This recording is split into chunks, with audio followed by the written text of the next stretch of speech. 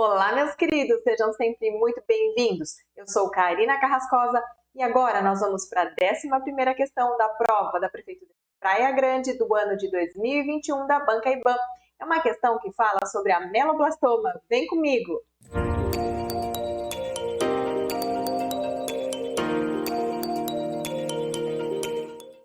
Pessoal, o que diz essa questão? Pode-se afirmar para o ameloblastoma, letra A, é um neoplasma benigno, mas localmente invasivo, derivado do epitélio odontogênico. B, acomete com muito maior frequência mulheres com mais de 60 anos. C, a maioria desses tumores se localiza na região de pré-molares superiores. D, nesses tumores, apesar da expansão cortical óssea, não acontece o deslocamento dos dentes. Meus queridos, não esquece do like. Você que ainda não é inscrito, se inscreve no canal para que eu possa continuar esse trabalho com vocês e vamos descomplicar essa questão. Sempre que a gente fala de ameloblastoma, nós temos que lembrar da classificação de tumores odontogênicos. Quando a gente fala dessa classificação, vem aquela dúvida. Eu devo considerar a classificação de 2005 ou a classificação de 2017? Depende. Algumas bancas continuam pedindo a classificação de 2005 porque é aquela que está lá no livro do Neville. Outras já se arriscam a pedir a nova classificação de 2017. Então, é super importante ter uma noção das duas classificações. Então, rapidinho, vamos revisar o que mudou de uma classificação para outra. Em relação aos tumores odontogênicos epiteliais, o que a gente tinha na classificação de 2005? Ameloblastoma, tumor odontogênico escamoso, tumor odontogênico epitelial calcificante, tumor odontogênico adenomatoide e carcinoma odontogênico de células claras. O que saiu dessa classificação para de 2017? Eles tiraram o carcinoma odontogênico de células claras, porque foi lá para a classificação de carcinomas. E o que ficou para a classificação de 2017? O ameloblastoma, tumor odontogênico escamoso, tumor odontogênico epitelial calcificante e o tumor odontogênico adenomatoide. Em relação aos tumores odontogênicos mesenquimais ou ectomesenquimais, o que a gente tinha na classificação de 2005?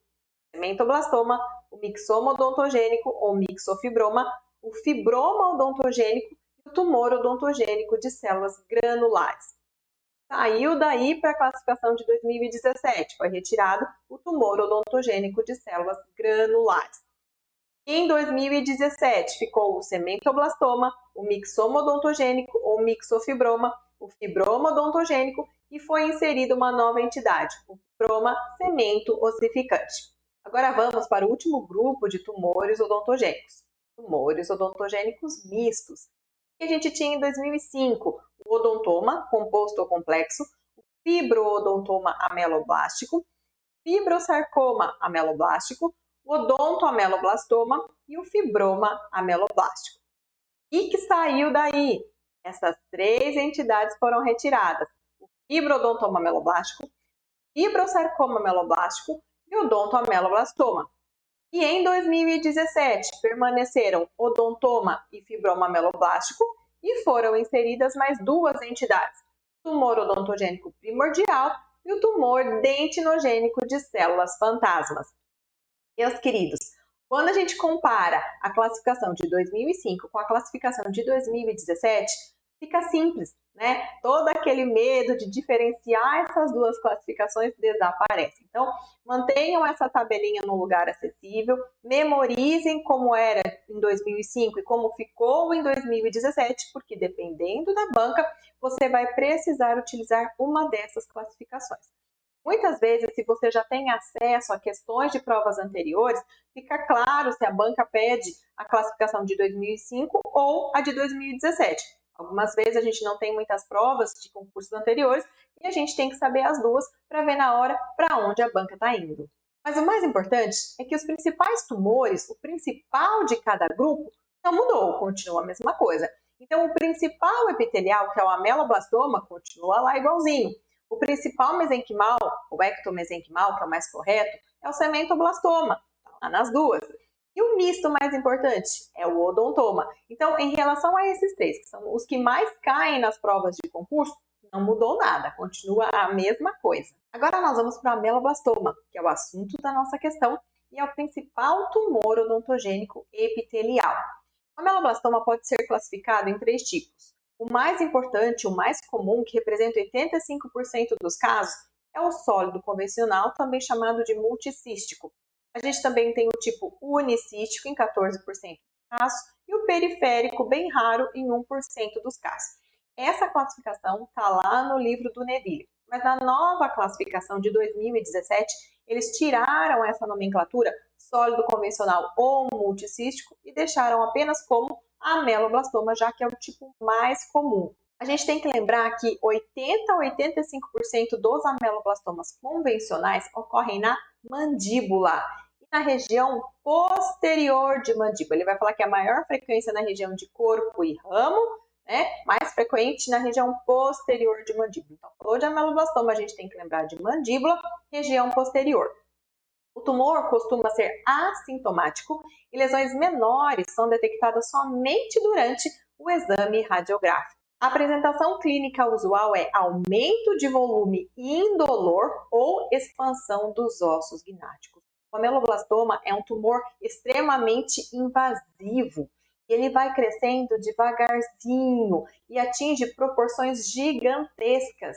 Por que demora tanto para descobrir? Porque ele é assintomático. Quando a gente vai ver, o tumor já está imenso, descoberto muitas vezes devido a exame radiográfico de rotina ou devido à expansão da cortical óssea. Ainda vale a pena lembrar que dor e parestesia são incomuns, mesmo nos tumores grandes. São características que são comuns de outros tipos de tumores, mas não do ameloblastoma. Então, falou de ameloblastoma, aqui que eu tenho que lembrar: mandíbula, região posterior, assintomático, crescimento lento, expansão de cortical, geralmente diagnosticado devido a exame radiográfico de rotina ou porque já teve expansão da cortical óssea. Radiograficamente, a gente tem, na maioria dos casos, lesão radiolúcida multilocular. Mas, lembrando que Neville fala pra gente que também pode ocorrer lesões uniloculares, mas na maioria das vezes, lesão radiolúcida multilocular. E é isso que a maioria das bancas, a maioria dos concursos pede pra gente nas questões. Reabsorção das raízes dos dentes adjacentes ao tumor é comum e deslocamento dos dentes na região do tumor também é comum. Em muitos casos, um dente não erupcionado pode estar relacionado à área da lesão e é mais comum a presença de terceiro molar inferior. Essas características caem com muita frequência em provas de concurso público, principalmente naquelas questões de verdadeiro ou falso. Vale a pena memorizar. Falando agora das lesões radiolúcidas multiloculares, quando essas loculações radiolúcidas são pequenas, a gente chama de favos de mel. Quando essas loculações radiolúcidas são maiores, são grandes, a gente chama de bolhas de sabão. Então, a ameloblastoma pode ter um aspecto de favos de mel radiograficamente, quando as loculações radiolúcidas são pequenas, ou um aspecto de bolhas de sabão, quando as loculações radiolúcidas são grandes. O tratamento do ameloblastoma varia desde uma simples enucleação, seguida por curetagem, até a ressecção em bloco. Existe uma alta taxa de recidiva. E essa recidiva, em geral, ela demora muitos anos para se tornar clinicamente visível. E os períodos de 5 anos livres da doença não indicam que o indivíduo está curado. Então, o que acontece no caso do ameloblastoma? O indivíduo está lá, com o tumor, é feita a cirurgia de remoção, e aí, depois de 5, 6 anos, ele acredita já ter se curado da doença, mas as recidivas podem acontecer até depois desse período. Então, é uma doença de crescimento lento, que atinge grandes proporções e de alta taxa de recidiva, porque ele é muito invasivo. Voltando para a nossa questão, o que a gente pode afirmar em relação ao ameloblastoma? Vamos ver lá na letra D. Nesses tumores, apesar da expansão da cortical óssea, não acontece o deslocamento dos dentes. Pode acontecer sim, pessoal, o deslocamento dos dentes na área do tumor. Letra C. A maioria desses tumores se localiza em regiões de pré-molares superiores. Lembre-se o que a gente falou. Falou de ameloblastoma, região posterior de mandíbula, que é a região mais comum de acometimento do ameloblastoma. Letra B. Acomete com muito maior frequência mulheres com mais de 60 anos. Neville fala pra gente que não existe uma predileção por sexo. Então, essa alternativa também é falsa. E E aí ficamos com a alternativa A, que diz que é um neoplasma benigno, mas localmente invasivo, derivado do epitélio odontogênico. Perfeito, é a resposta da nossa questão. Pessoal, espero que vocês tenham acertado, que vocês tenham revisado esse assunto comigo. Agradeço mais uma vez a sua companhia aqui comigo. Deixa aqui nos comentários o que você achou dessa questão e te vejo no próximo vídeo. Tchau!